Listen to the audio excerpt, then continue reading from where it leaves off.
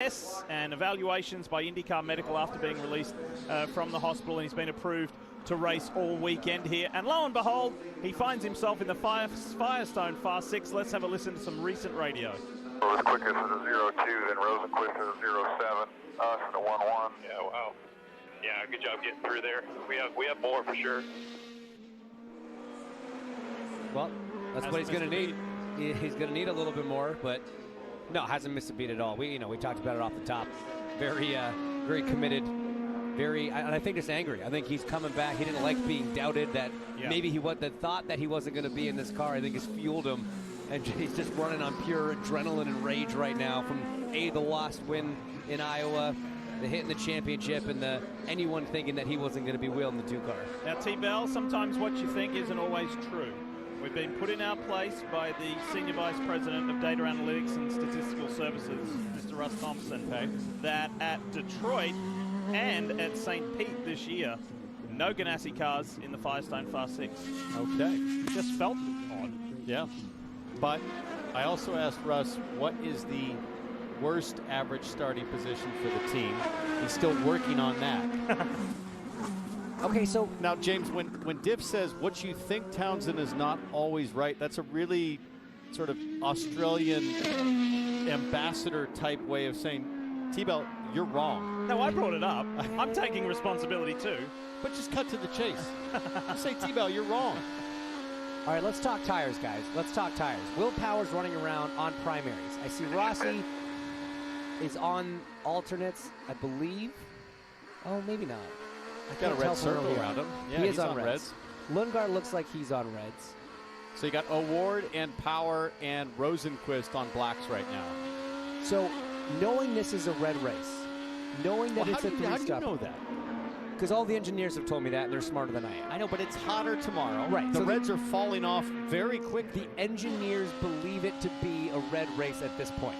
Sometimes what you think. There you go. There you go. All right, I'll skip all that and just say, does anyone stick to primaries to save a set of...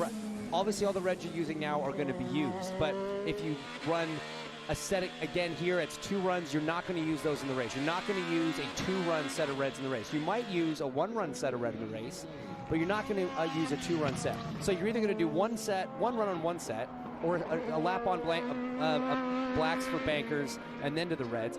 These guys might be doing 2 different runs.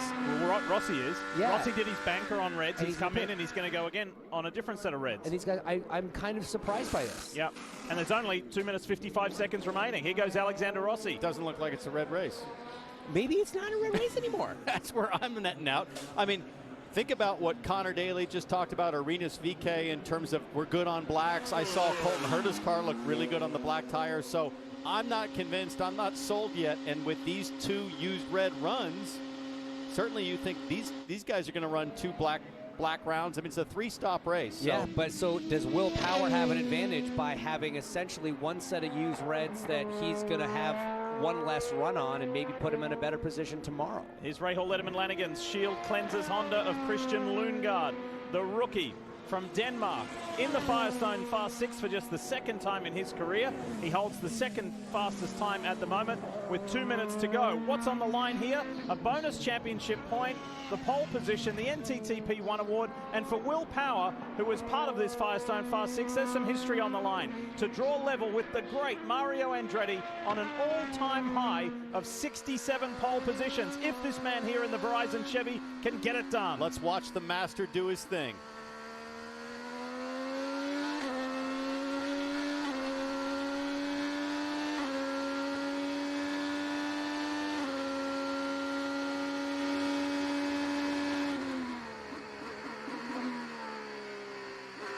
Nicely through 7 and 8 to build up for his fast lap. This seems like the warm-up. This seems like getting the tires just in the perfect window and hard on the throttle here. Use every inch of that curve and start your lap right now.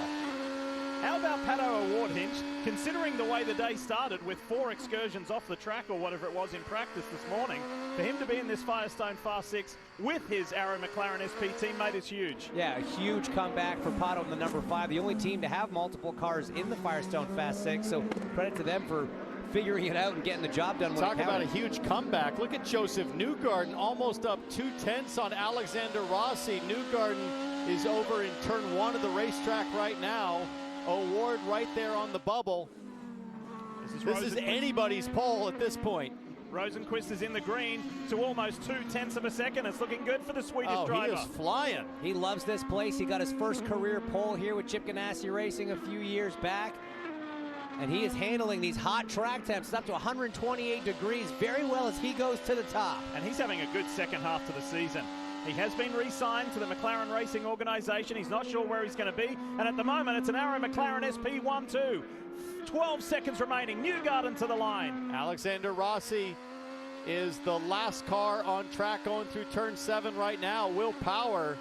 He's going to get another lap if he wants it. Nope, he's going to come to pit lane. Will Power third for now. Rossi up a 10th, down a 10th, I should say, to Rosenqvist, but this should put him second.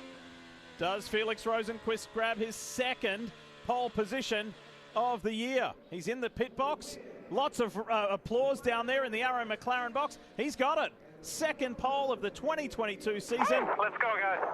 Mega job. Really good. Mega job from Arrow McLaren SP in the Views Chevy. He got a pole at Texas Motor Speedway, which had him pumped. And Felix Rosenqvist continues to have a stellar second half of this season. And guys, by a margin that we're not used to seeing. That was almost 0.3 of a second clear of Alexander Rossi in P2. That was a phenomenal result and a huge effort from this guy right here.